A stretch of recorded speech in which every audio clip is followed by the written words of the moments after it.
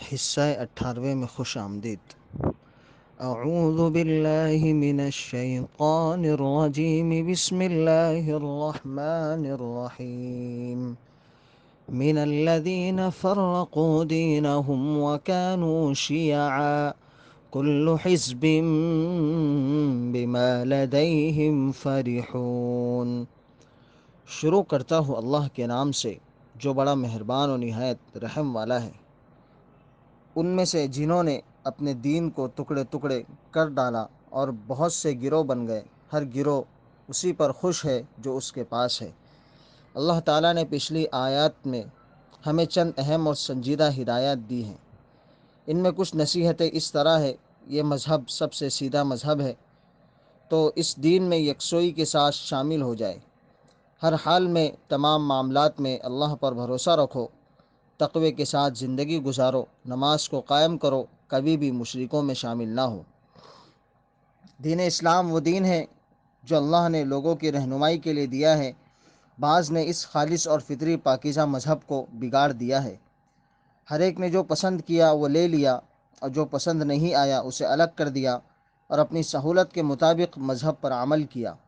ان کا یہ عمل ایک زندہ جسم کو کاٹ کر ایک ایک عضو کو اپنے قبضے میں لینے اور دعویٰ کرنے کے مترادف ہے کہ یہ وہی شخص ہے۔ پھر انہوں نے اس میں بھی تحریف کی۔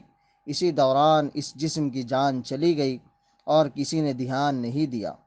دین کو اس طرح کاٹنے کو اللہ نے کفر سے تعبیر کیا ہے۔ تاریخ یہ ہے کہ انبیاء کے ذریعے تبلیغ کردہ مذہب وقت کے ساتھ پادریوں، بادشاہوں اور رئیسوں کے ذریعے بدلا گیا ہے۔ شیطان نے چالاکی سے ان کے ذریعے اپنا کھیل کھیلا۔ حقیقی مذہب سے انحراف اور ملاوٹ سے نئی ثقافتیں بن رہی تھیں۔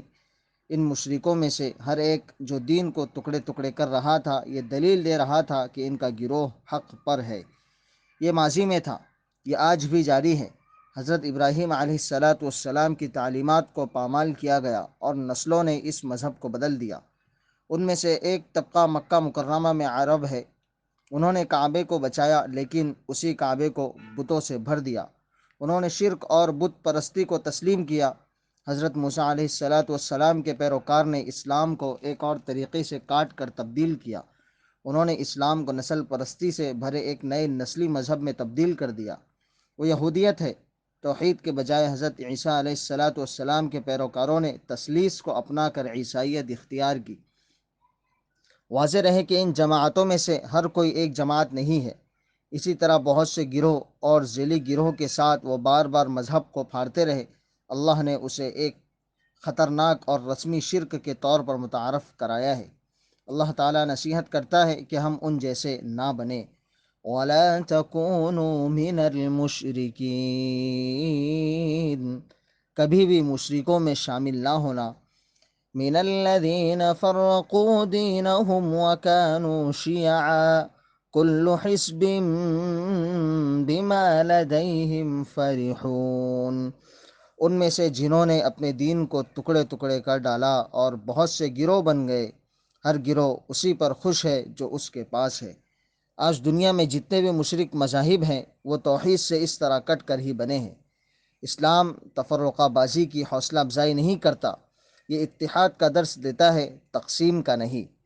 وَاعْتَصِمُوا بِحَبْلِ اللَّهِ جَمِيعًا وَلَا تَفَرَّقُوا، اللہ کی رسی کو سب مل کر مضبوطی سے تھامے رکھو اور آپس میں پھوٹ نہ ڈالو۔ بدقسمتی سے اس امت میں تفرقہ بازی اور فرقہ وارانہ رجحانات بھی ابھرے ہیں۔ آج اس امت میں ایسی بہت سی جماعتیں ہیں۔ تم ان مشرکوں میں سے نہ بنو جنہوں نے اپنے ہی مذہب کو ٹکڑے ٹکڑے کر دیا اور بہت سی جماعتیں بن گئی۔ اس قرآنی حکم کو امت مسلمہ نے عموماً نظر انداز کیا ہے۔ ہمیں کوشش کرنی چاہیے کہ ایسی پارٹیوں کی دشمنیوں میں نہ پھنسے۔ مسلمانوں کی بہتری اور ترقی کے لیے کام کرنے والی جگہوں اور تنظیموں کو مشرک جیسی جماعتیں نہیں بننا چاہیے۔ ہمیں نیکی اور عقیدت کے ساتھ مل کر کام کرنے کے قابل ہونا چاہیے۔ جب اصلاح کی ضرورت ہو تو اسے نیک نیتی سے کرنا چاہیے۔ ہمیں ایک دوسرے کے دشمن اور حریف نہیں بننا چاہیے۔ منیبین الیہ واتقوہ واقیموا الصلاة ولا تکونوا من الذین منيبين إليه واتقوه وأقيموا الصلاة ولا تكونوا من المشركين من الذين فرقوا دينهم وكانوا شيعا كل حزب بما لديهم فرحون۔ اللہ ہم پر رحم فرمائے، آمین۔ انشاءاللہ سورۃ الروم کا بقیہ حصہ کل نشر کیا جائے گا۔ ویڈیو تمام احباب کے ساتھ ضرور شیئر کریں۔